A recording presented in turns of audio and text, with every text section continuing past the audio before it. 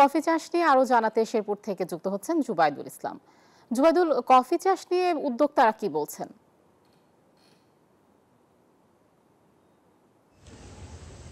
এসব খবরে যেমনটি দেখছিলাম, শেরপুরে কিন্তু প্রথমবারের মতো কৃষকরা কফি চাষে সফল হয়েছেন। একজন উদ্যোক্তা সাজ্জাদ হোসেন তুলিপ তিনি কিন্তু এই কফি চাষ শুরু করেছেন এবং এটি ছড়িয়ে দিতে কিন্তু তিনি কৃষকদের মাঝে বিনামূল্যে চারা বিতরণ করছেন। আমরা একটু কথা বলছি তার সঙ্গে যে এই কফি চাষের নিয়ে ধারণাটা কি, কফি চাষের ভবিষ্যৎ পরিকল্পনা হচ্ছে যে আমি এই আমাদের শেরপুরে যে কফিগুলো চাষ হচ্ছে প্রায় শতাধিক কৃষকের মাঝে আমি এখন পর্যন্ত প্রায় 50,000 চারা বিতরণ করেছি এবং এই উৎপাদিত কফিগুলো আমি স্থানীয় বাজারের চাহিদা মিটিয়ে অদূর ভবিষ্যতে আমি এগুলো বিদেশে রপ্তানি করার পরিকল্পনা নিয়ে কাজ করতেছি এবং এই আমার কাজে বাংলাদেশ কৃষি সম্প্রসারণ অধিদপ্তর, আমাদের নালিতাবাড়ী উপজেলা কৃষি অফিস এবং শেরপুর ডিডি অফিস আমাকে যথেষ্ট সহযোগিতা করতেছে।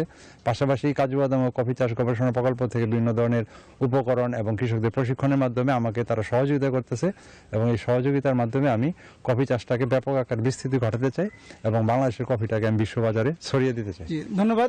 শুনছিলাম যে তিনি বলছিলেন যে তিনি কিন্তু এই শেরপুরের কৃষিতে কিন্তু কফি চাষের মাত্রা যোগ করেছেন। তো এই ছিল শেরপুর থেকে আমার কাছে সর্বশেষ স্টুডিওতে।